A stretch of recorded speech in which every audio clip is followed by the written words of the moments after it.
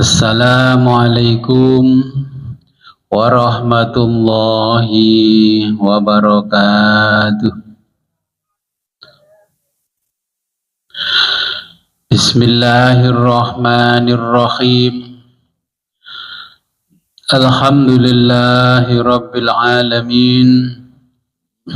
Wassalatu wassalamu ala ashrafil anbiya'i wal mursalin Sayyidina wa habibina Muhammadin wa ala alihi wa sahbihi ajma'in, amma ba'du. La khawla wa la quwwata illa billahil alil azim. Alhamdulillah, pada malam hari ini kita diberikan kenikmatan yang sangat luar biasa oleh Allah, sehingga kita bisa kembali ngaji kitab Hikam. Sebelum kita mulai pengajian ini, marilah kita berkirim Fatihah terlebih dulu kepada junjungan kita baginda Nabi besar Muhammad sallallahu alaihi wasallam, kepada penulis kitab Al-Hikam, dan kepada kedua orang tua kita. Semoga dengan berwasilah ini kita diberikan kemudahan oleh Allah dalam mempelajari kitab Hikam.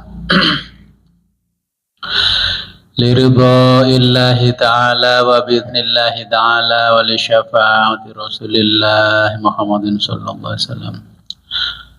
Al-Fatihah.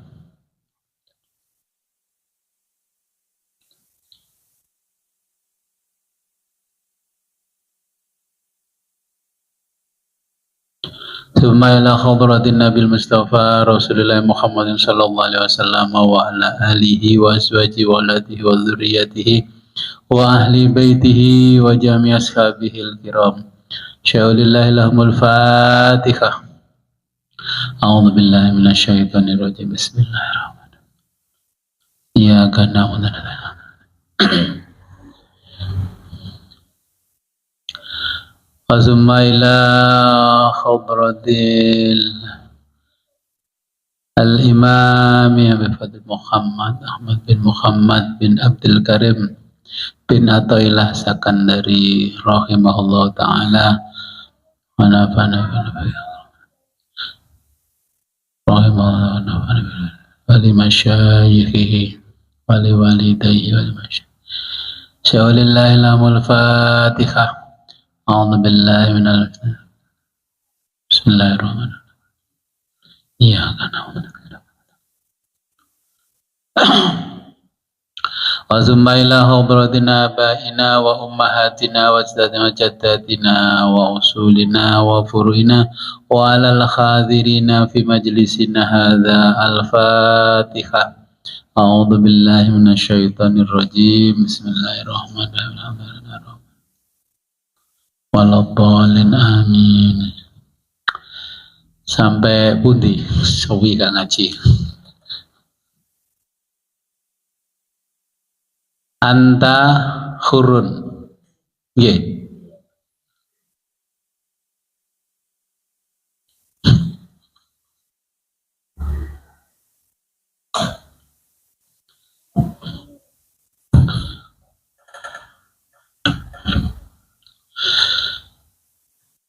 Bismillahirrahmanirrahim.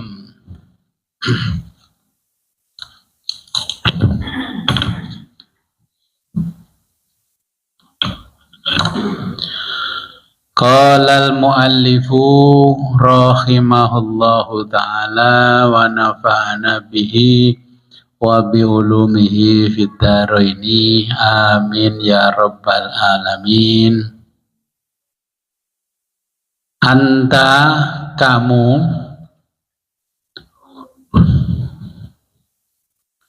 khurun, merdeka,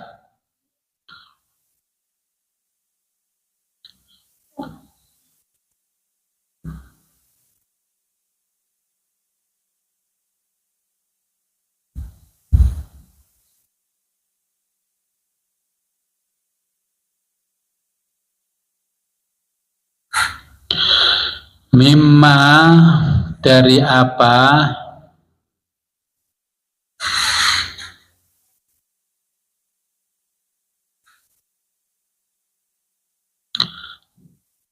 anta kamu,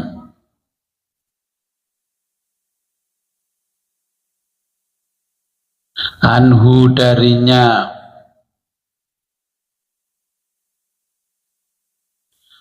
ayisun inginkan,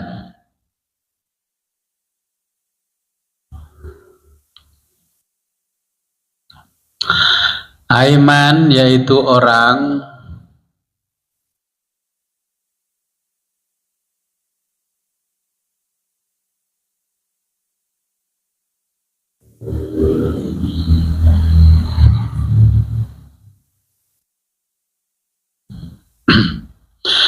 kullama, oh ai bukan aiman, itu aimin, mingkul lima, ai mingkul lima, ai maksudnya mingkul lima dari setiap sesuatu,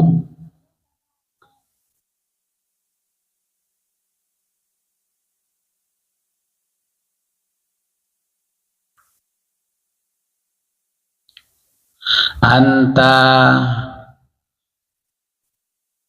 kamu, ayisun yang tidak kamu inginkan. Jadi itu anta ayisun yang tidak kamu inginkan, minhu darinya.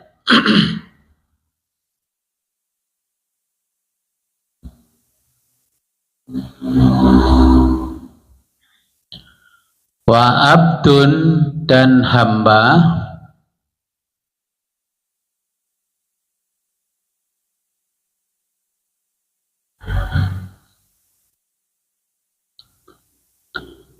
lima dari apa,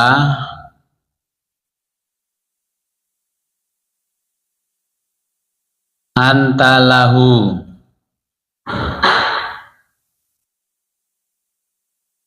yang engkau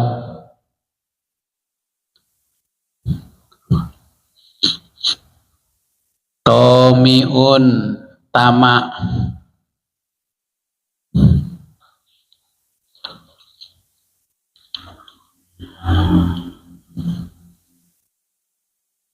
ai yaitu likul lima segala sesuatu, likulli segala sesuatu, ma anta ma apa, anta apa yang kamu, tomiun fihi tamakkannya, apa yang kamu tamakkannya.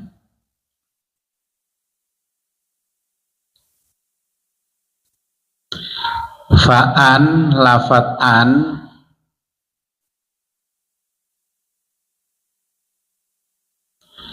bimakna min yang berarti min dari. Dalam bahasa Arab hampir sama ya, an dari, min dari. Walamulahu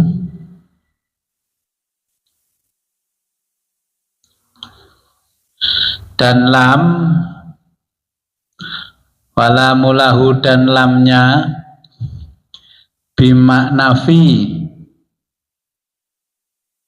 artinya di dalam.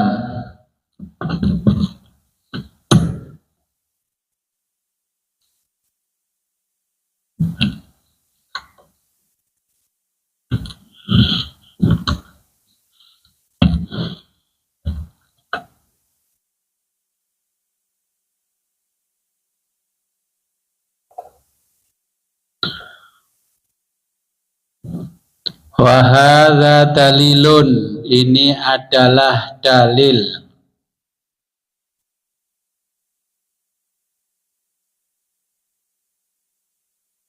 Akharu lain,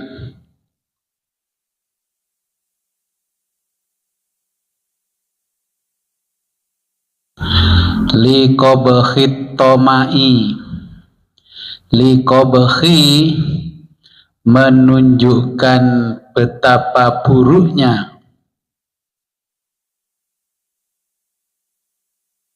at-tomai ketamaan.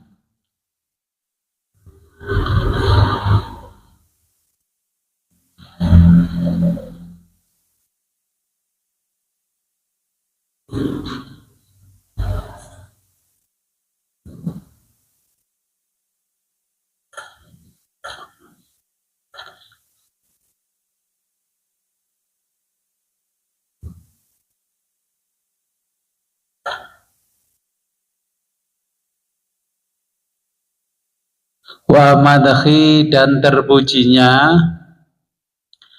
al-iyasi keengganan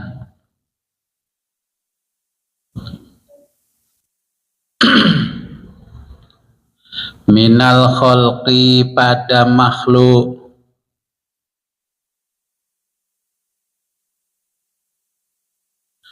wal qanaati dan menerima apa adanya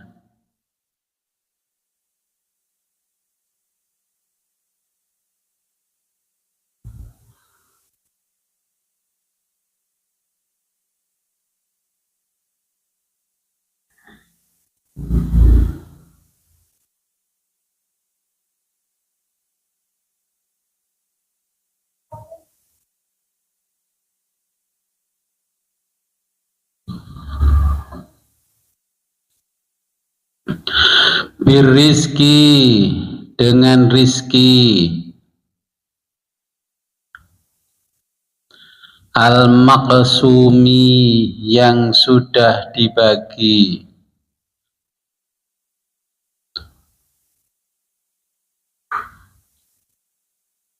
wa bayanuhu dan penjelasannya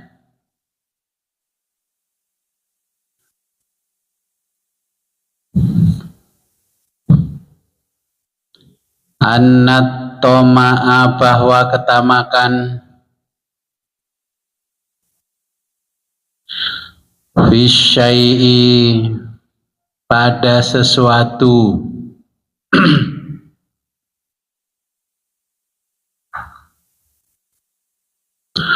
ubudiyatun sama halnya penghambaan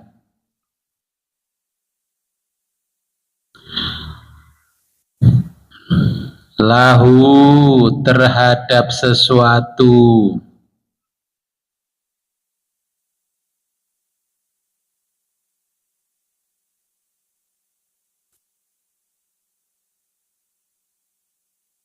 kama sebagaimana annal ya'sa bahwa keengganan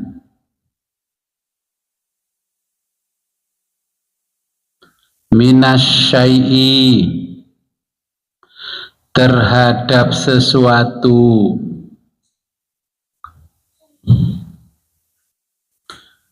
hurriyatun adalah kemerdekaan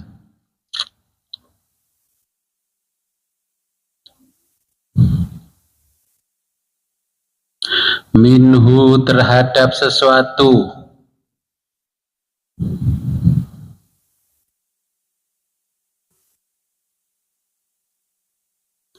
li'annahu karena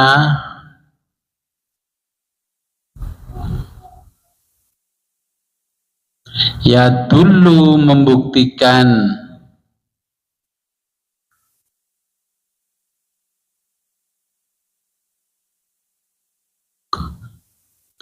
ala faroghil qalbi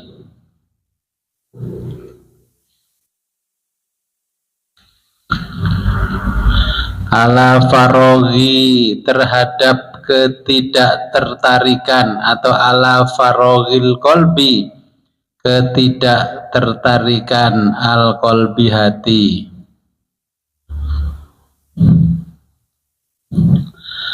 minhu pada sesuatu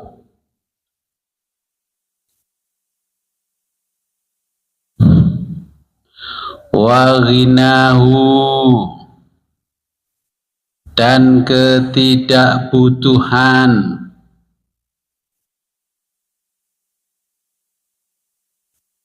anhu sesuatu itu,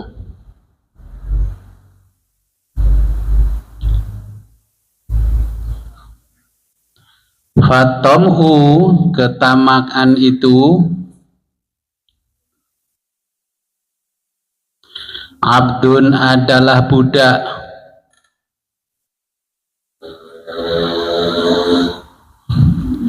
wal yaksu dan keengganan itu, hurrun adalah kemerdekaan.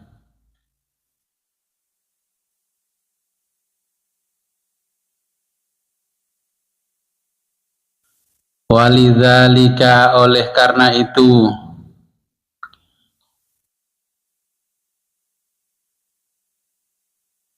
kila dikatakan,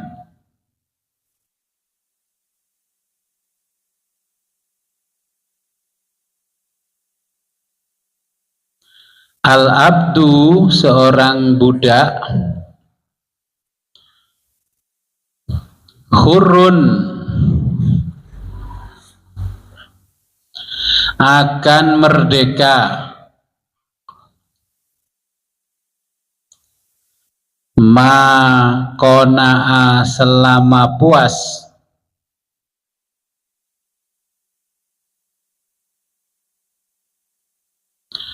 wal khurru seorang yang merdeka,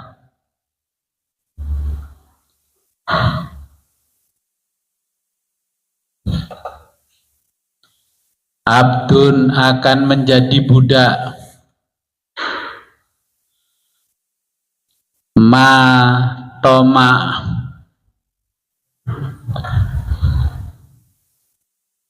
selama ia tamak,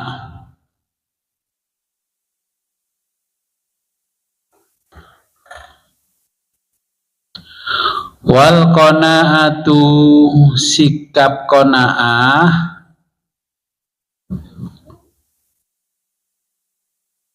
ia adalah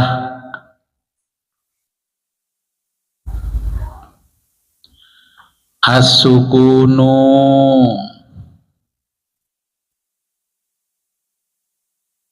sikap tenang, inda adami inda terhadap adami hilangnya sesuatu,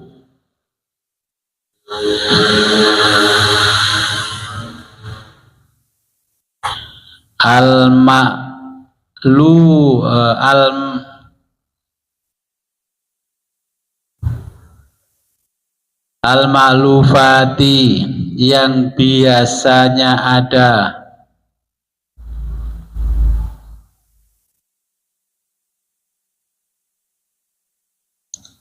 wahia ini adalah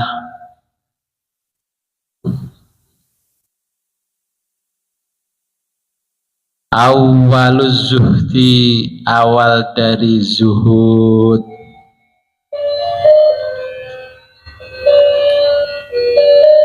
Oke, saya jelaskan dulu.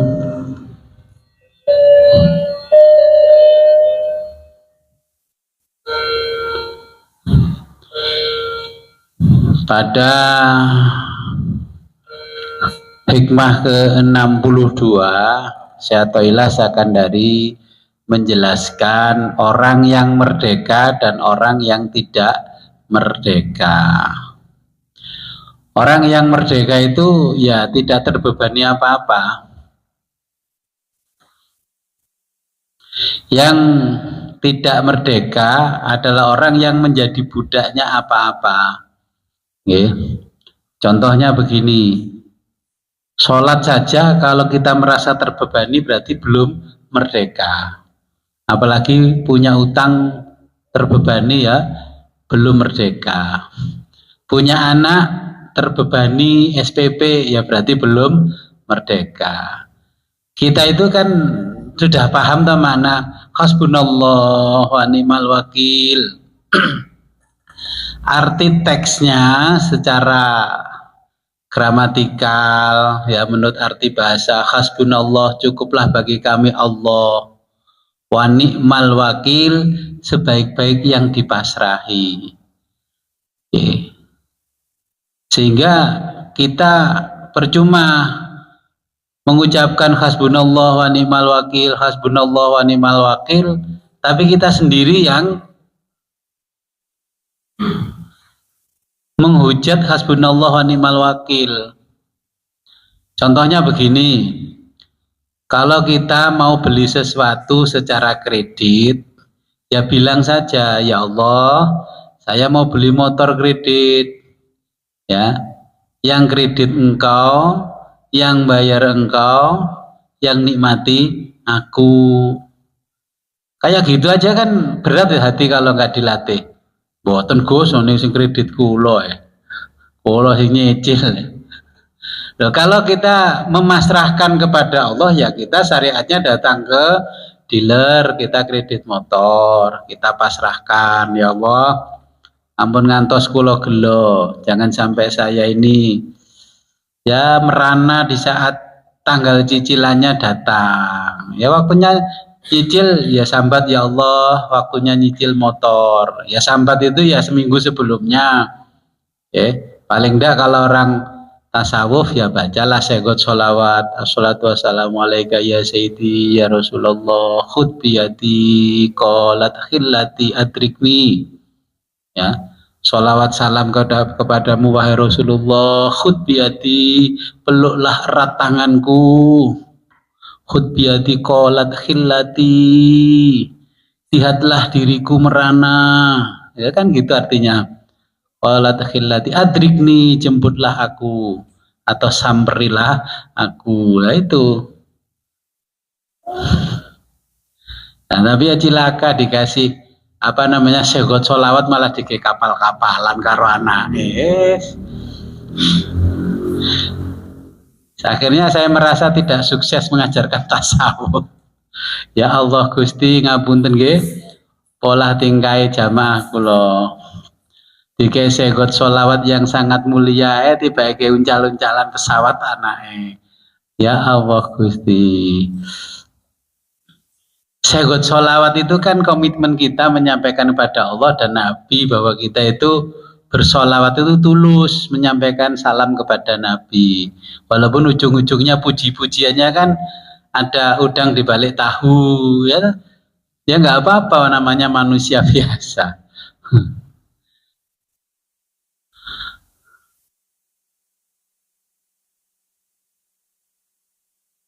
Kita kan menyembah Allah, ya, kita kan menyembah Allah. Dan kita itu menyebut Allah yang maha perkasa, maha ala kulli syai'in qadir, ya, berkuasa atas segala sesuatu. Tapi kenapa kita nggak percaya?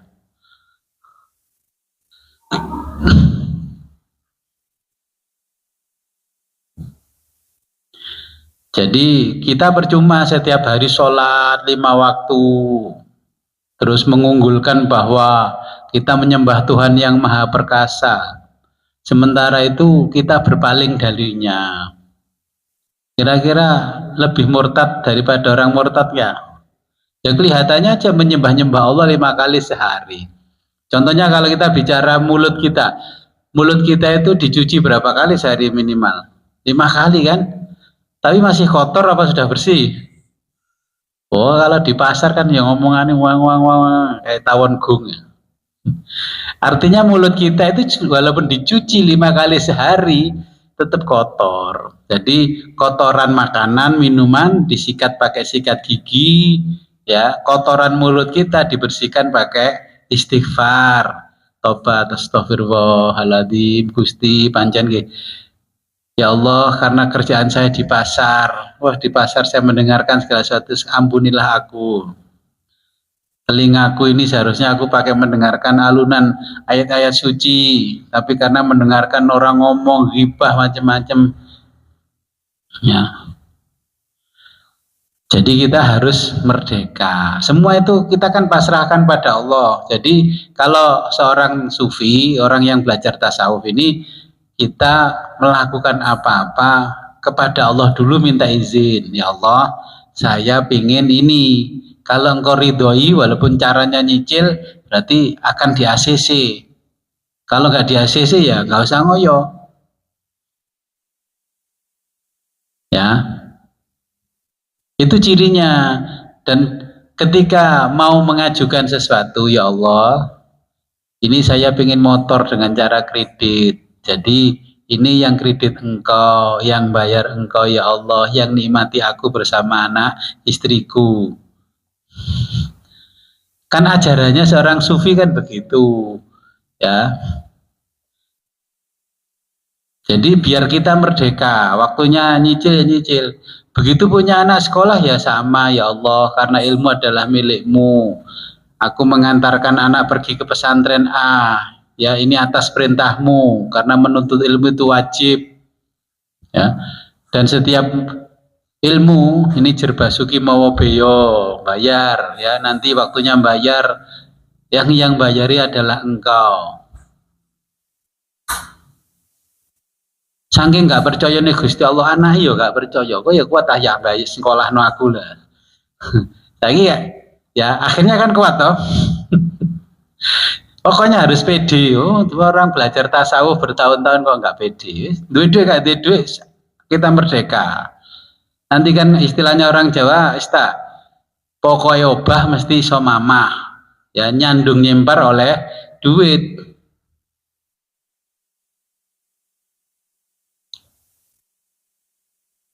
Jadi saya dari dulu ya karena pelajaran dari kecil tasawuf, ya saya pede aja.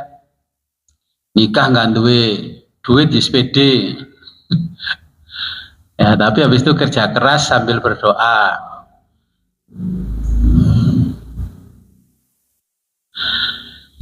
Jadi kita harus merdeka, tidak boleh terbebani.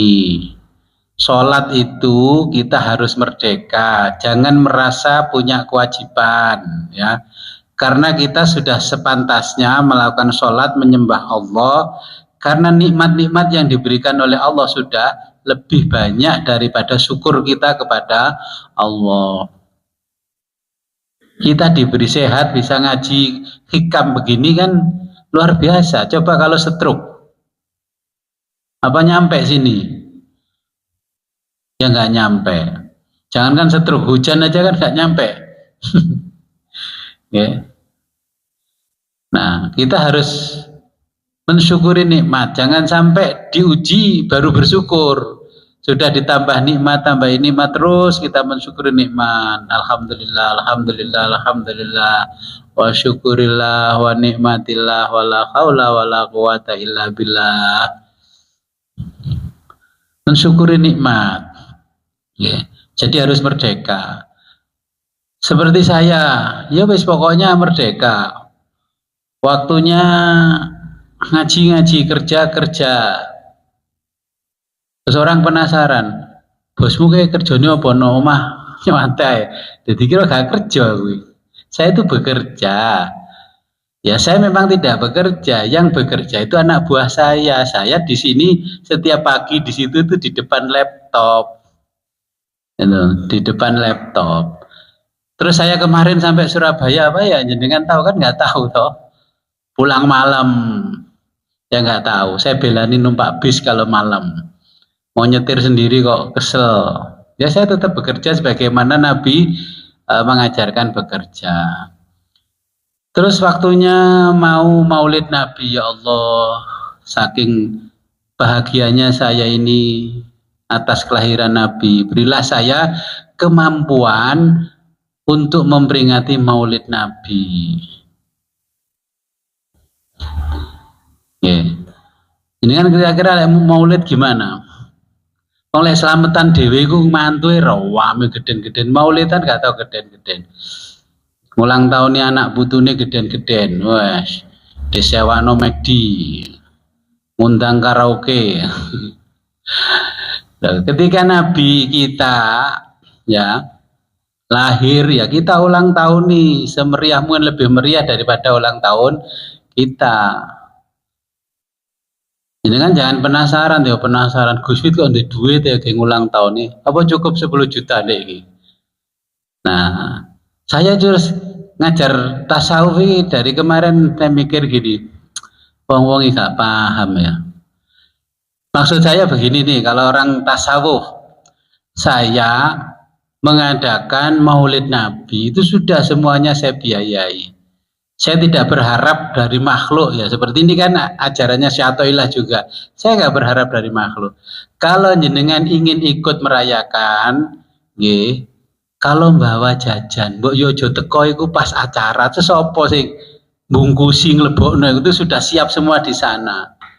Makanan itu mau dimasukkan nggak ada yang masukkan, mau dimasukkan jumlahnya kurang. Terus saya kan perhatikan begini nih, ini kalau nggak dimasukkan mubazir, kiriman jamaah pengen apa membantu, tapi kan kurang. Terus saya hitung itu jajan yang ada di situ. Loh sebenarnya kan ya hampir 500.000. Kenapa sih orang belajar tasawuf nggak cerdas-cerdas?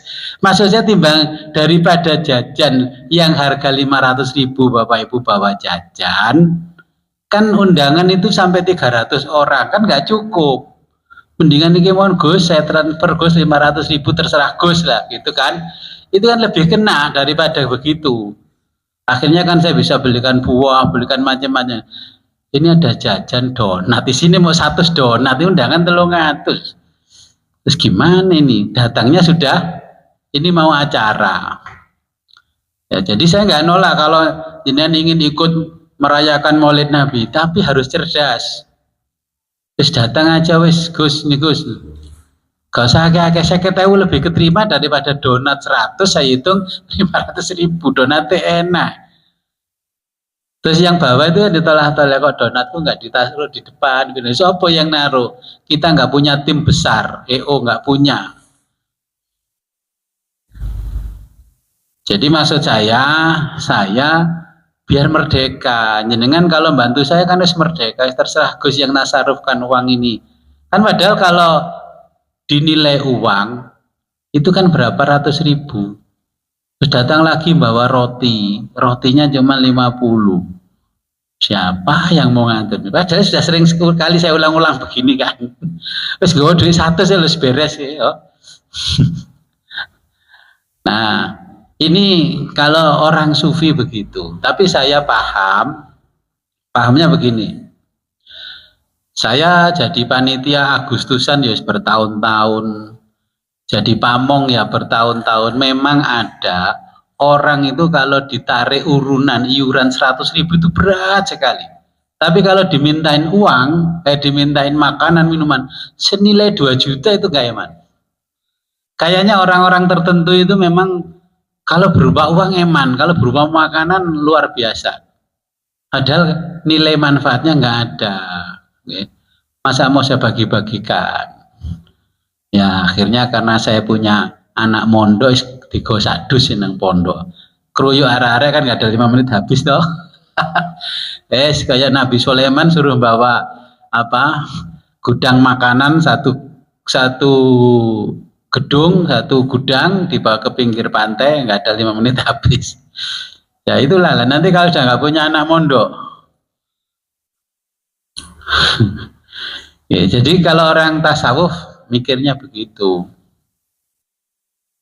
Jadi saya karena ngaji kitab tasawuf, semua saya biayai sendiri. Tidak ada saya minta-minta ke orang, tidak ada. Apalagi kalau jenengan penasaran, Gus Fit kok bantu piro? Tambah para gitu. Saya itu menyisihkan harta yang saya dapat dari hasil pekerjaan saya, sudah saya rinci. Oh, saya 1 tahun ada acara ini, itu saya rinci. Saya merasa getun dan menyesal kalau tidak bisa mengadakan maulid. Kan ulama sudah berkali-kali itu menulis dalam kitab diuji coba. Kalau maulidan itu bawa emas, perak, dirham, itu kan tahun dulu mata uang berupa perak, dirham. Nah, sekarang ya berupa lembaran kertas. Bawa yang banyak kalau ingin dapat berkah yang banyak. Bawa 100 dengan harapan magnetnya besar. Ya magnet besar ya jelas kumparannya kan harus besar ya. Terus yang jauh-jauh itu ya gitu, Gus saya ikut Gus, transfer cuma 100-an, terus aku njukuk nang pari kan ada 100 sih. Ya, nah, maksud saya enggak apa-apa, ya walaupun jauh, ya tapi jangan hari ini ada acara pagi siang jam 3 itu baru transfer 100 itu. Yang ini ya boleh ngerjani aku aneh acara apa namanya? Ya ini maksudnya saya jelaskan begini jenengan biar bisa ngitung-ngitung kalau anu nggak penting dengan ini karena acara seperti ini. Lebih manfaat itu namanya uang. Hari ini tuh uang. Jadi biar koki di belakang itu kilo ada uang segini atur semuanya. Ya, jadi biar merdeka. Yang nyumbang ya merdeka, yang disumbang juga merdeka.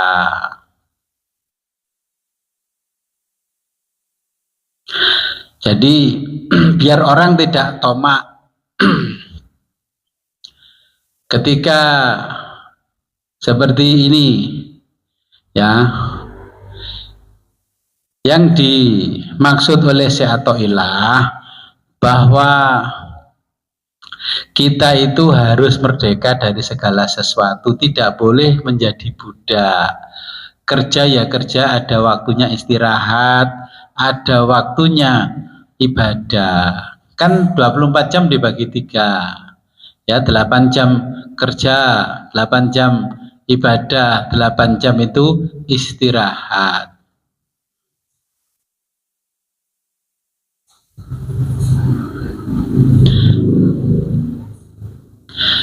Jadi kalau ada sesuatu kita nggak boleh tergantung.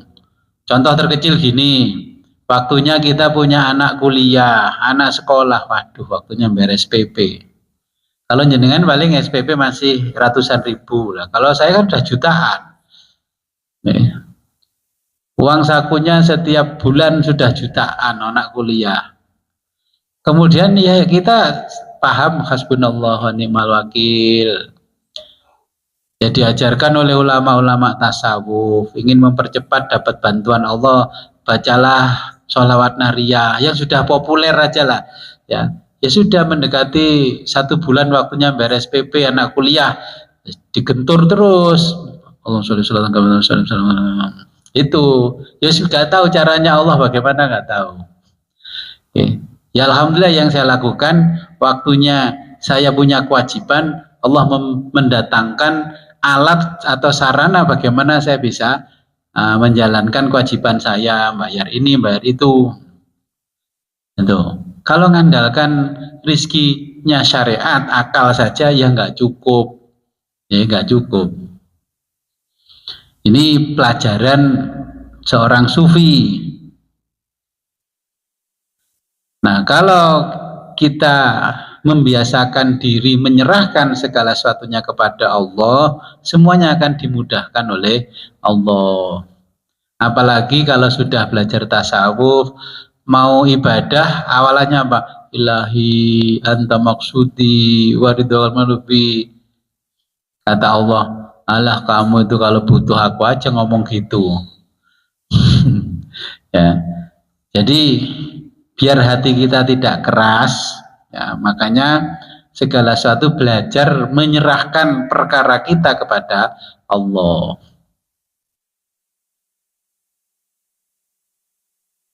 Kita merasa tidak butuh dengan dunia, walaupun kita butuh dunia. Ya, artinya apa? Biar kita nggak tomak. Kalau sudah cukup ya sudah, besok dilanjutkan lagi, tidak terus ya. Saya bekerja 1 minggu, hasil pekerjaan saya 1 minggu itu bisa saya pakai makan 3 bulan.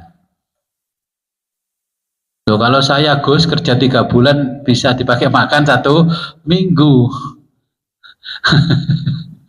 Ludes ini setiap hari. Saya mengamalkan apa yang diajarkan ulama tasawuf. Saya memasrahkan hasilnya kepada Allah. Kemudian saya bawa pulang, saya memasrahkan keberkahannya kepada Allah. Sehingga kita beli beras, makanan, tidak mubadir dimakan keluarga di rumah. Kan kadang makanan semuanya ada, dicek, habis itu buang. Itu makanan nggak berkah. Ya, saya juga mengajari pada anak, kalau makan ambil sedikit, kalau kurang ambil lagi, silahkan. Jangan buahnya habis itu nggak habis, boleh buang. Itu lama-lama kalau seperti itu, kita akan ditinggalkan malaikat pembagi rizki. Ya.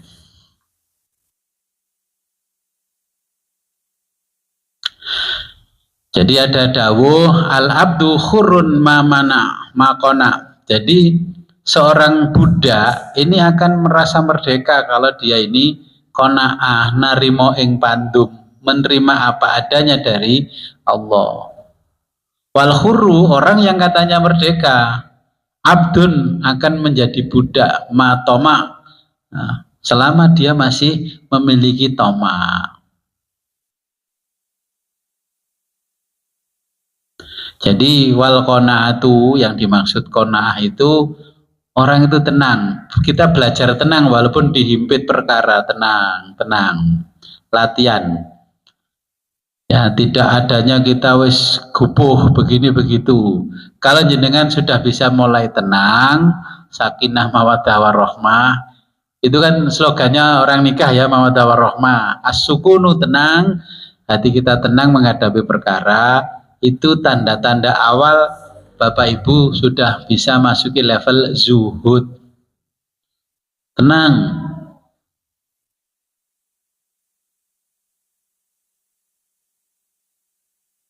Oke. Ada pertanyaan sebelum saya lanjutkan? Oke, atau saya lanjutkan dulu nggih, monggo.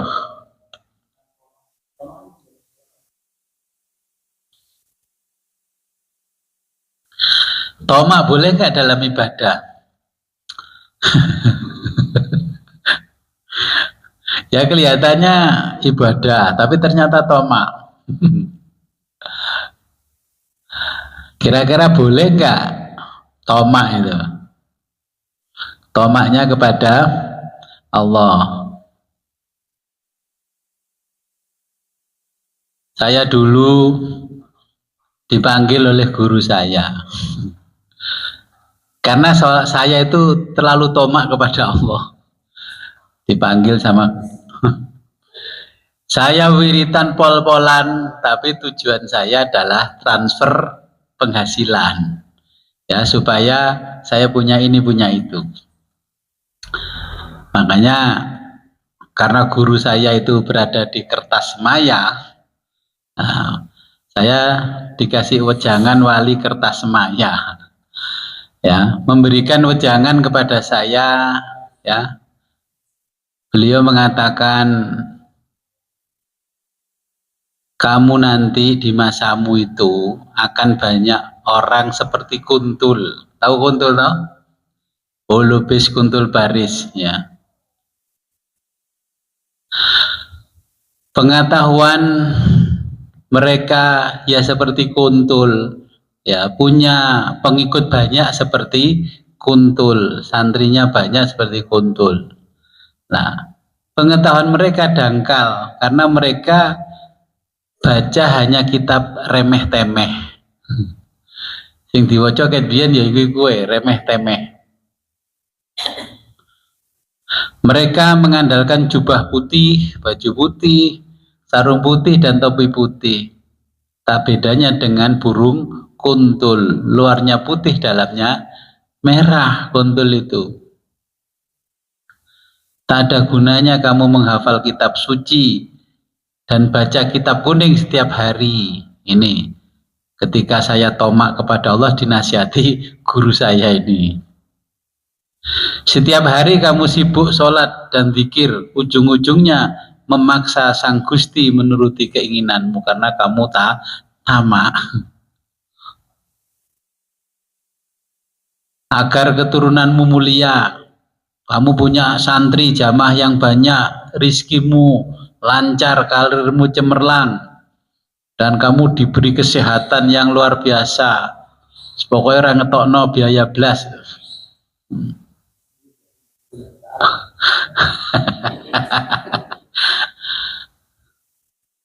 Banyak orang berolah spiritual dengan tirakat, puasa, mutih, pati geni. Semua itu hanya ingin kesuksesan dunia. Semua itu tidak ada gunanya jika najis dan haram kamu santap juga. Tirakat itu ternyata begitu. Banyak orang mengatakan apa yang aku sampaikan ini berdasarkan dalil kitab suci, ya, sabda Nabi suci. Jika kamu bicara berdasarkan nafsu kotor dan jahat, maka kamu berdosa kepada Sang Gusti dan Nabi. Ngomongnya kan berdasarkan nafsu kita, bukan berdasarkan apa yang disampaikan Allah. Kadang-kadang mau dalil itu kan pilih dalil yang membela diri kita, bukan dalil yang jujur, ya. Kuntul-kuntul akan bertebangan di atas sawah membawa gamelan, bendera Nabi. Mereka menjanjikan dapat syafaat dari Nabi dan masuk surga. Mereka sendiri belum pernah berjumpa dengan Nabi dan belum pernah melihat wujud surga, ya. Mereka sangat berani berjanji atas nama kesucian, ujung-ujungnya cari makan seperti kuntul. Ini jangan wali kertas maya ini.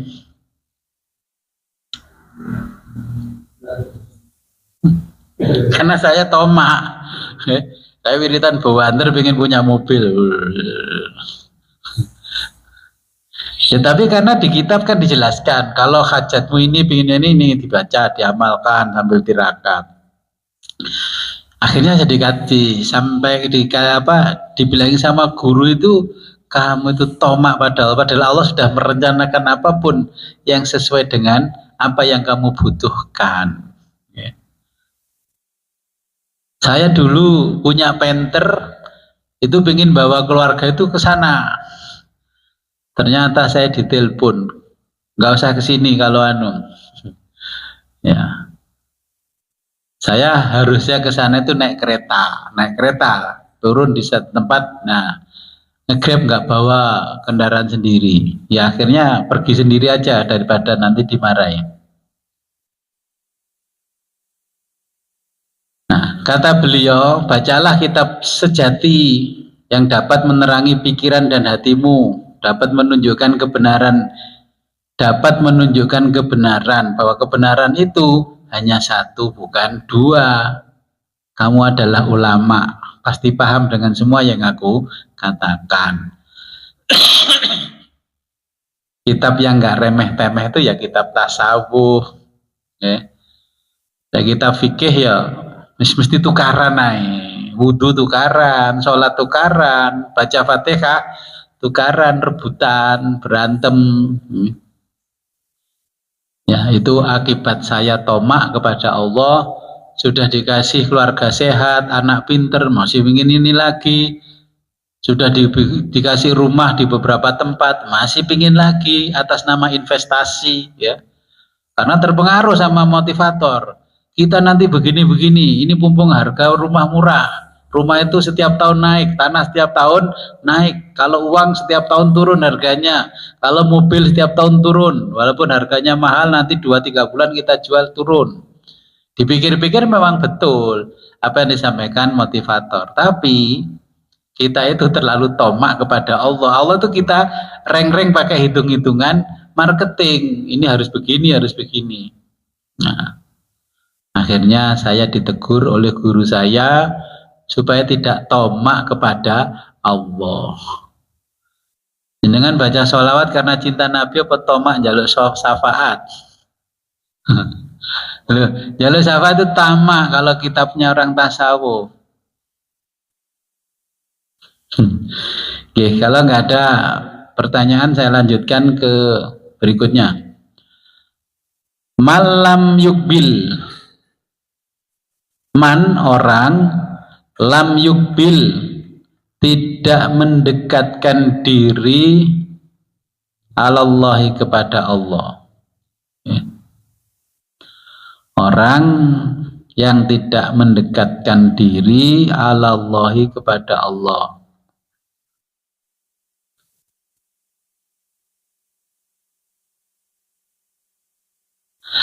Bimula tofatil ihsani, bimula tofati karena mendapatkan al ihsani anugerah,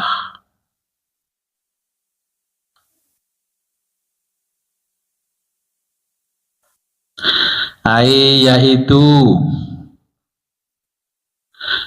bimula tofati kasih sayang Allah, iyahu kepadanya,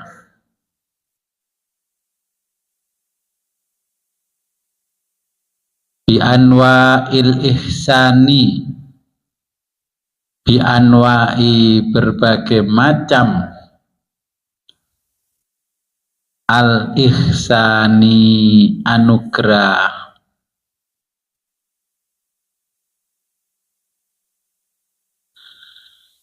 Nah, ini saya jelaskan di baris ini ya. Allah itu memberikan anugerah kepada kita, kenikmatan, kesuksesan, apapun yang tidak menyengsarakan kita itu sebenarnya anugerah. Anugerah itu adalah sama halnya cobaan, nggak ada bedanya. Ujian yang enak namanya anugerah, ujian yang tidak enak namanya cobaan. Contoh begini, kita itu ketika masih miskin, zikir, wirid, dan tirakatnya kan kuat karena ingin jadi orang kaya, orang sukses. Tapi setelah sukses, setelah kaya, anugerah yang dia dapat itu lama-lama tidak membuat dia bersyukur kepada Allah. Nah, seharusnya idealnya kalau sudah sukses, punya toko rame, kita kan harusnya mempekerjakan orang untuk menggantikan diri kita, ya. Ya kita ikut jaga, tapi ketika dohor, ketika sholat, ya sudah itu karyawan yang jaga, kita kembali beribadah. Sudah terlanjur rawame, eman Gus, niki wayai rame-ramenya, pelanggan datang jam segini Gus, eman Gus nanti hilang pelanggan loh. Kan nggak percaya kalau pelanggan itu yang datangkan Allah. Coba dulu ada perusahaan besar masih dipercaya Allah menjadi pintu rizkinya banyak orang. Kalau sudah mulai nggak dipercaya menjadi pintu rizki, ya mulai di PHK 1, 2, 3 sampai ribuan. Jadi maksudnya seorang guru sufi itu menasihati begini, dulu ketika miskin ya dinasihati kalau kamu pengen kaya tidak fakir hidup di dunia, malam bacalah surat Waqiah 41 kali, itu kan sergap Waqiah. Atau paling tidak setelah sholat asar bacalah surat Al-Falaq 41 kali kalau kamu pengen tidak fakir. Itu diamalkan, akhirnya bisa beli ini, bisnisnya makin maju. Tapi dia tidak menduplikat dirinya dalam bisnisnya, sehingga ketika waktunya sholat nggak sholat malah merasa eman. Ya ini kan anugerah, tapi malah nanti akan diseret oleh Allah yang enak menjadi tidak enak. Nah, sehingga saya menjalankan teorinya para sufi, saya juga bekerja, tapi saya memposisikan diri saya tetap mendekatkan diri kepada Allah, malah dicurigai orang. Gus nggak tahu kerja duitnya akeh loh. Saya kerja, tapi saya punya cara bagaimana pekerjaan-pekerjaan tertentu itu saya duplikatkan kepada orang lain yang mengerjakan orang lain. Makanya ibu saya dulu masih hidup ditanya, anakmu kerja apa mbak? Orang kerja anakku. Lalu terus, iya yang kerja anak buahnya kok. Kalau punya toko itu kayak super top, masa telo yang kerja kan enggak toh? Anak buahnya sampai jam 11, Pak Telo kemana? Itu nyangkruk ngopi di sana, saya sering ketemu. Yang punya Peking, apa ya setiap hari di situ kan enggak? Yang punya Alfamart, Indomaret itu kan ya enggak. Maksudnya itu bikin satu usaha yang bisa kita itu tidak terjerat dengan sistemnya. supaya tetap bisa beribadah. Cobaan itu biar cobaan yang nikmat-nikmat, tidak cobaan yang imtihan, ujian yang berat-berat. Ya.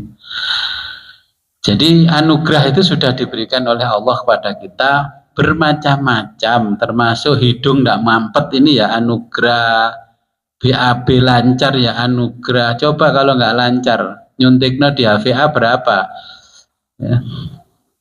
Nah, kata syatoilah qida ilahi bisalah silil imtihan.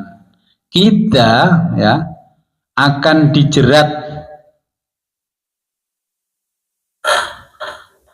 ilaihi kepada Allah. Jadi kalau dijerat kenikmatan kok tidak merasa itu ya ujian, maka akan dijerat ilaihi kepada Allah bisalasili dengan rantai al-imtihani ujian. Jadi untuk mendekatkan diri itu Allah memberikan dua cara. Pertama diuji dengan kenikmatan, kedua diuji dengan kesengsaraan, al-imtihan. Maksudnya bil imtihanati, dengan berbagai ujian, wal masoibi, dan musibah-musibah,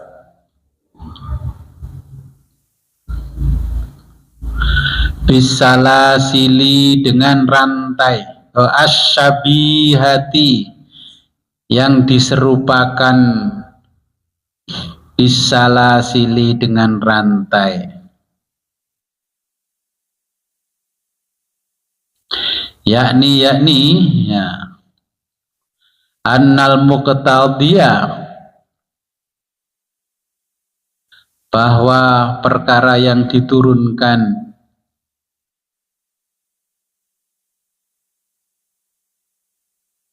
li iqbalil muridi, untuk menghadapkan murid,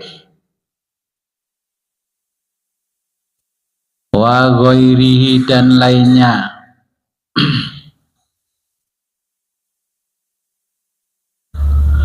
ala Rabbi, kepada Tuhan,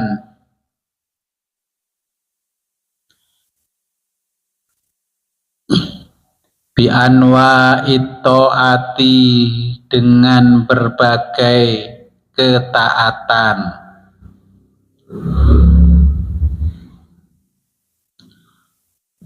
wa tadharrui, dan rendah diri,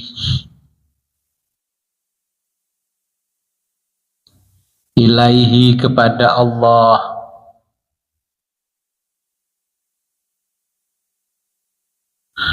wa jam'iyatil qalbi, dan berkumpulnya hati,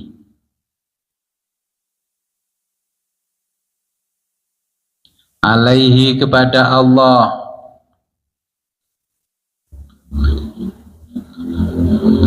amroni, ada dua macam,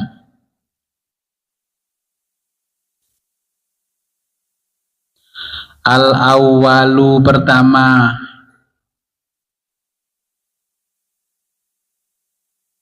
irodun ni'ami, irodu, diturunkan, an ni'ami, nikmat,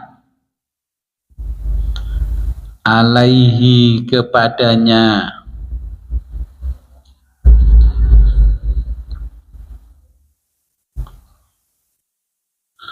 fayashkurullaha, supaya bersyukur kepada Allah, alaiha, atas nikmat tersebut,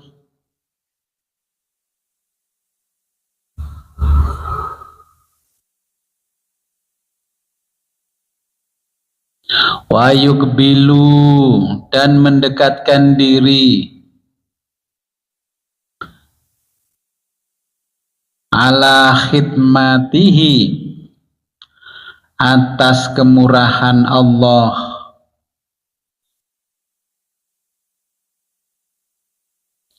Wasani kedua,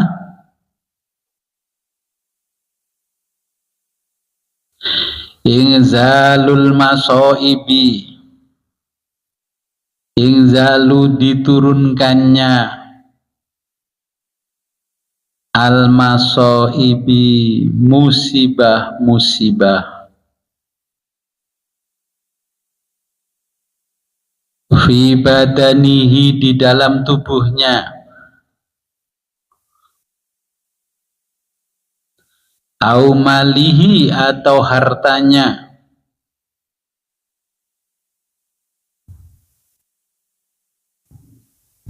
fayarji'u agar kembali,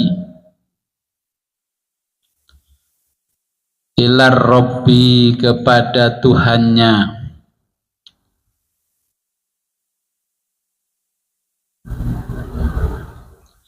wa tadharra'u dan merendahkan diri,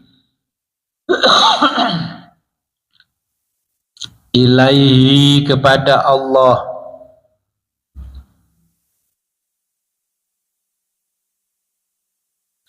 biraf'iha karena hilangnya musibah,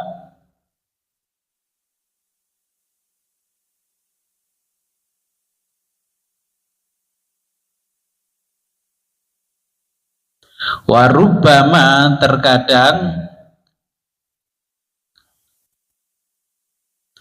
karena ada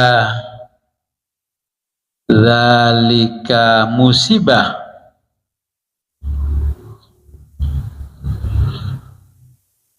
sababan menjadi sebab,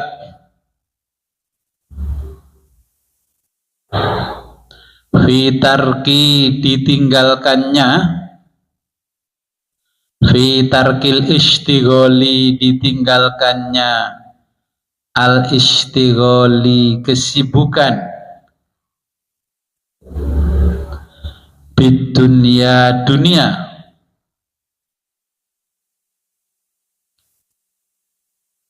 wa ta'alluqi agar bergantung, bihi kepada Allah subhanahu maha suci Allah,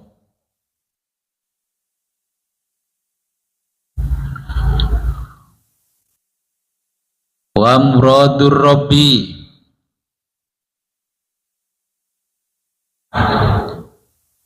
wa muradu yang dikehendaki ar-Rabbi Tuhan,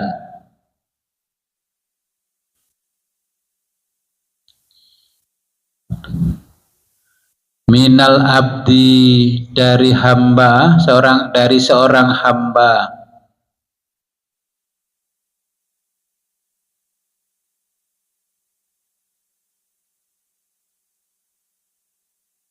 ruju'uhu adalah tempat kembalinya, ilaihi kepada Allah, tau'an dengan ketaatan,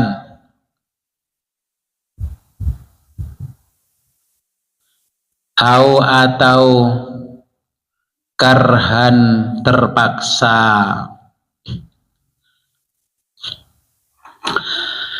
Nah, ini begini Allah menjelaskan ya, apa yang ditulis oleh Syekh Athaillah. Kita diberi kenikmatan yang luar biasa itu adalah ujian nikmat. Diberi musibah adalah ujian kepedihan.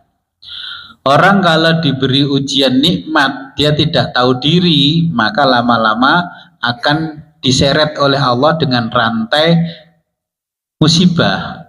Ya, supaya dia kembali ingat kepada Allah. Ketika diberi ujian nikmat, ada di medsos kuliner di sana, gerudu-gerudu, rame. Suaminya diajak, ayo Pak, Rono Pak, boleh kuliner Pak, ini rawame Pak, penasaran. Apa sih? Ini loh makanan lagi viral ini. Apapun dimakan, ini makan, semuanya dimakan. Tapi tidak pernah mensyukuri nikmat. Ada apapun dituju. Mungkin yang di pasar e-commerce ada itu yang klik datang sendiri, semua diklik. Ya, tahu toh? Nah, ini kenikmatan ini kalau tidak kita syukuri, ujian nikmat tidak kita syukuri akan diganti ujian ketidaknikmatan, namanya musibah. Sehingga kenikmatan di dalam badannya diambil. Biasanya jalan dengan gagahnya, dada membusung di depan, lama-lama membungkuk. Itu supaya orang kembali kepada Allah. Ada orang ya dulu bersama saya semenjak tahun 2000-an. Sukses, karirnya melejit lah. Jadi orang top. Setelah ngetop, tidak pernah ketemu saya. Ya telepon, tapi hanya telepon setiap 1 bulan 2 kali, tanya kabar semua telepon. Tapi nggak pernah ketemu saya ke sini. Kembali ketemu saya, ketika ujiannya itu diganti oleh Allah dengan ketidaknikmatan. Ya. Biasa kan? Jangankan kepada Allah, kepada saya saja orang itu kembali ketika ujiannya diganti ujian tidak nikmat. Mulai makan nggak enak, minum nggak enak, tidur nggak nyaman walaupun rumahnya persis hotel, ya terbangun sedikit sudah nggak bisa tidur lagi, nggak bisa tidur kalau nggak minum obat penenang. Nah, ya itu contoh-contoh orang yang digeser oleh Allah dari kenikmatan menjadi musibah. Sebenarnya kan sama antara nikmat dan musibah. Dulu sibuk wiritan, tomak kepada Allah, ya Allah, ya Allah, ya Allah, gitu. Allahumma inni aghnini bihalalika amman siwaka. Diwas baca terus setiap hari setiap subuh, ya. Setelah kaya, dia disibukkan dengan urusan dunia. Sampai persis saklabah, nggak bisa sholat jamaah setiap hari, ya ketemunya Jumat. Nah, akhirnya oleh Allah diganti sedikit-sedikit. Biasanya makan bebas, minum bebas, naiknya mobil Alphard, pergi sama pembantunya sama anaknya, bawa tepak. Isinya apa? Segompok. Itu uang miliaran apa ya, nikmat. Uangnya miliaran tapi makannya nasi ampok. Uang biasa-biasa aja lah, tapi masih bisa nikmat makan lodo, makan nasi ingkung masih habis 1 porsi sendiri ya. Dengan seusianya Baza ini setengah ingkung habis ya, nikmat tau berarti. Ya nggak ngerasani, memang tak lihat bapak-bapak yang sudah sepuh-sepuh malah nikmat-nikmat. Berarti kan dengan usia yang sudah sepuh dia masih berani makan malam dengan menu seperti itu. Berarti kan anugerahnya Allah luar biasa. Ya harusnya alhamdulillah Gusti, saya usia segini masih kau berikan kekuatan, masih bisa nikmati nasi ayam ingkung. Yang di sana-sana mas sudah muda-muda, kenapa nggak makan? Gus, sudah malam makannya sedikit. Ya, itu kan digeser oleh Allah dari nikmat menjadi musibah, nggak nikmat. Jadi akhirnya badannya dibikin rewel, akhirnya usahanya dibikin rewel. Saya itu melihat begini, makan di satu tempat, ya, terus datang di atasnya saya makan tuh helikopter. Ternyata itu anaknya orang kaya, bawa helikopter dari satu tempat ke tempat itu hanya pingin makan nasi pecel tumpang. Harganya pecelnya berapa? Waktu itu cuma 5.000 kurang. Nah, kalau helikopter terbang, sekali terbang berapa? Pada waktu itu sekali terbang itu 10 juta. Makannya cuma kurang dari 10.000 plus minumnya. Ya, saking kayanya makan pecel aja naik helikopter. Terus saya begini, saya ingat ngaji seperti ini. Iya, iya, itu masih ujiannya diberikan kenikmatan. Nanti kalau sudah digeser sama Allah menjadi nggak nikmat, apa masih naik helikopter? Ya, saya punya teman juga, makan tidak pernah di rumah, makannya di restoran, sama anak istri sama ini ke restoran terus. Makan satu porsi dipesen banyak, nggak dimakan semuanya, lainnya sudah ditinggal begitu aja. Saya ingatkan, itu kan rizkinya Allah, kenapa kamu buang-buang? Malaikat membagi rizki itu untuk mencarikan rizki kamu dengan sangat susah payah, begitu sudah sampai ke kamu, kamu mubadirkan. Katanya Allah, innal mubadirina kanu ikhwana syayatin. Nggak mau, akhirnya dibikin oleh Allah nggak bisa makan di restoran. Karena apa? Keluar dari rumah badannya kedinginan. Ya, akhirnya makan secukupnya. Loh iya, saya menyaksikan hal-hal yang semacam itu. Makanya saya makan di belakang itu supaya anak saya juga merasakan bagaimana sih posisinya orang susah. Pada sini kan zaman sekarang aja baru yang di depan-depan rumahnya tembok-tembok gedong. Ya. Zaman kecil saya kan ya enggak. Tapi faktanya kan walaupun sekarang sudah gedong-gedong tapi kan hidupnya belum merdeka. Ya. Makanya minimal kalau kita ngaji hikam, kalau dapat berkat dari orang miskin, selamatan, anak cucu kita suruh makan.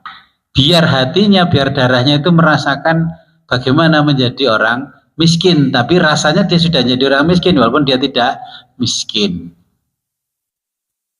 Gak enak ini, nasinya atos, ya mesti ayo orang miskin. Nah, kalau saya yang bikin berkat mesti nasinya 64 minimal. Ya gak atos, giliran atos ya sing masak itu kurang banyak.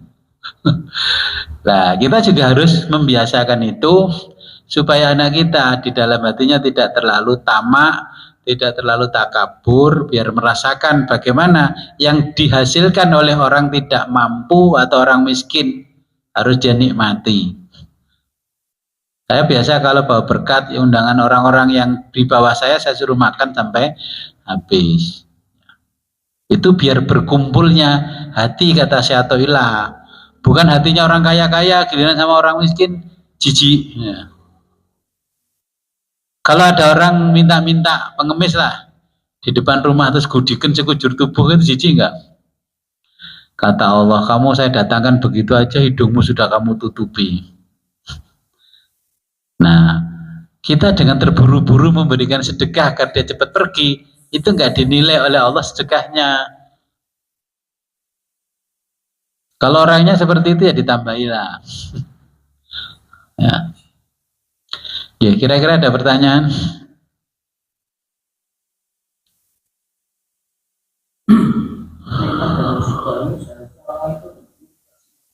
Nggih, betul sekali. Nikmatnya pura-pura gak tahu. Lek musibah setiap malam tahajud. Ya kan seharusnya kan ketika diberi nikmat, ya seharusnya setiap malam tahajudnya lebih kuat daripada kena musibah. Orang diberi sakit, diberi musibah biar kembali kepada Allah. Saya dulu juga ketemu orang masih muda ini orang itu. Ya ketika diberi nikmat ujian yang berupa kenikmatan, nggak perhatian, ya. Terus jatuh, terus kemana-mana cari pesugihan, Gunung Kawi kemana-mana nggak berhasil, terus kembali ke saya. Ya untung kamu itu tidak dibikin berhasil oleh Allah mencari pesugihan. Berarti Allah itu masih sayang kamu. Semua ditutup biar kamu kembali kepada Allah. Ya, itu karena rata-rata kalau diberi kenikmatan tidak merasa nikmat, lama-lama diberi belenggu rantai oleh Allah, ditarik sedikit-sedikit menjadi musibah. Nyandung nyempar bangkrut. Ya, kalau nikmat nyandung nyempar jadi duit. Ya. Jadi kita harus mempertahankan kenikmatan itu dengan ketaatan-ketaatan. Ya, tidak perlu getak-getak Gusti Allah, Allahumma inni as'aluka aghnini bihalalika titik. Ya sudah, kalau orang sufi itu pokoknya setelah sholat ya kita cukup zikrullah, Allah, Allah, Allah, Allah. Dikira kaya wong latihan pernafasan ini kok gak kayak latihan senamnya BI mumpuk gak.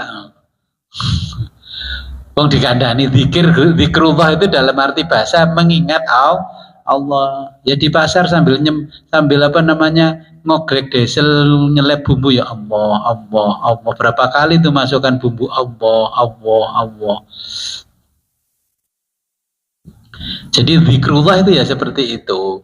Nah zikrullah yang tujuan khusus kita ya berarti duduk di kamar sendirian ya kita zikir kepada Allah dengan tanpa embel-embel. Kita sudah percayakan pada Allah, sudah tahu kebutuhan kita. Dan kita itu hanya ketika butuh saja ya Ghaniyu ya Hamid ya Ghaniyu sampai setelah dicukupi kebutuhannya sudah enggak ya Ghaniyu ya Hamid. Nah, ngopi congkrak cangkruk, ngajak anaknya wisata ke sana kemari akhirnya kan kesibukan dunianya menghilangkan ketaatannya. Oke. Itu ketika kita ini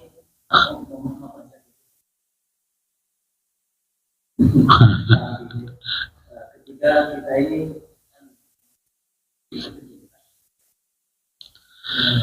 jadi zikrullah ya di kondisi apapun kita zikrullah kecuali di toilet. Ya, toilet itu Nabi hanya zikirnya dalam hati, lisannya berhenti. Yang diajarkan oleh Nabi ya turun temurun kepada Sayyidina Abu Bakar Siddiq, Sayyidina Ali, zikrullah itu kita nyangkul di sawah ya dengan Allah, Allah, Allah, Allah. Nanam padi ya gejik itu ya dengan Allah, Allah. Berapa kali gejikan itu? Ya. Kalau mau sholawat ya sallallahu alaihi Muhammad, sallallahu alaihi Muhammad, sallallahu alaihi Muhammad. Nah, jadi orang banyak salah paham, dipikir zikir itu harus silo menghadap ke barat. Nah, yang saya ajarkan zikir sirul asrar itu zikir yang formal. Ya, ibaratnya anak sekolah ya kudu formal. Nah, tapi yang selain itu kita di luar juga harus zikir, naik motor juga zikir, sambil keliling juga zikir, berangkat kerja juga zikir. Saya sama. Dari sini ke Surabaya zikir minimal dapat sholawat fatih 500, dapat sholawat nariyah 444 ya. Pulang dari Surabaya dikabari stafnya di kantor, alhamdulillah Pak ini dapat ini Pak, nilainya segini Pak. Ya sudah, kita percayakan saja sama Allah, tapi tetap kita mengingat Allah dalam segala keadaan. Nah, mengingat Allahnya kan hanya silo madem ngarep mingkem. Ya, itu yang menuju ma'rifatullah. Kita dengan tetap kondisi apapun zikrullah, mengingat Allah. Sambil ngomong-ngomong tetap mengingat Allah. Sambil saya ngaji gini tetap mengingat Allah, Allah, Allah.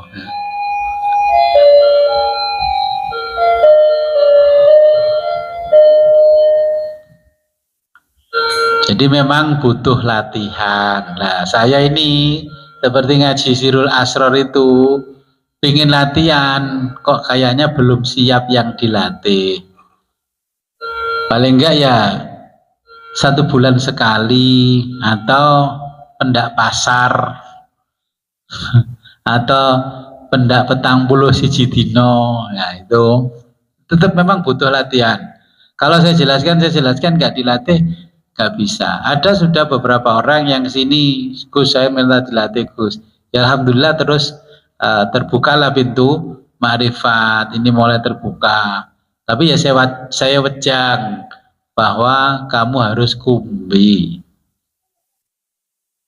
Tiba-tiba kok saya bolak-balik ditemui bapak saya, Gus. Nah, kamu itu ndablek, punya aset miliaran, bapak gak tau dikholi.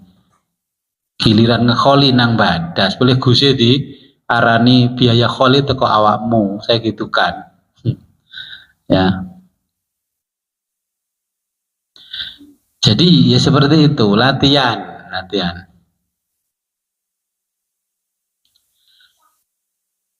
Maksud saya kan mengajarkan tasawuf biar nggak formal-formal banget seperti Bapak Ibu harus datang ke majelis seperti majelis torikoh gitu kan. Nanti jenengan dibaiat. Oh nggak dibaiat merucat-merucut ya, dibaiat tambah dosa kabeh. Janji pada gurunya, siap guru, saya melaksanakan ini. Habis dapat baiat rame-rame, saya saksikan itu orang-orang ikut baiat ya. Kitabnya ngeledak di bufet itu, di atas TV terus debu semua. Mendingan gini aja, nggak usah baiat, yang penting keinginan kita sendiri harus kuat menuju Allahnya. Kalau mau ikut torikohan silahkan, tapi pesan saya kalau sudah dibaiat oleh mursyid ya harus ditepati. Kalau enggak hitungannya kurang ya harus mengkodok. Mau enggak? Wong dibebaskan aja, dipikir-pikir ya, dikodok, berjanji sama gurunya. Oke, kalau nggak ada pertanyaan, sebelum kita akhiri, marilah kita berdoa kepada Allah. Semoga apa yang kita pelajari pada malam hari ini membawa manfaat barokah fitini wa dunya hatal akhirah. A'udzu billahi minasyaitonir rajim. Bismillahirrahmanirrahim. A'udzu billahi minasyaitonir rajim. Bismillahirrahmanirrahim. Allahumma shalli wa sallim wa barik ala sayyidina Muhammad wa ala ali sayyidina Muhammad wa ala kulli sahabati Rasulillah ajma'in. Allahumma ja'al awwala majlisina hadza salahan wa ausadahu falahan wa rahmatan wa nimatan wa takrimatan bi rahmatika ya arhamar rahimin. Allahumma nas'aluka fahman nabiyyin wa hifdzal mursalin wa ilhamal malaikatil muqarrabin bi rahmatika ya arhamar rahimin. Allahumma khudh minna wa taqabbal minna wa afdal bi kulli khairin kama fatahta ala anbiya'ika wa bi rahmatika ya arhamar rahimin. Wa sallallahu ala khairi khalqi sayyidina Muhammadin wa ala alihi wa sahbihi wa barik wa sallim. Alhamdulillahi rabbil alamin. Al-Fatihah. Ya kana akhirul kalam ihdinas siratal mustaqim wa billahi taufiq wal hidayah wa ridwal inayah. Wassalamualaikum warahmatullahi wabarakatuh.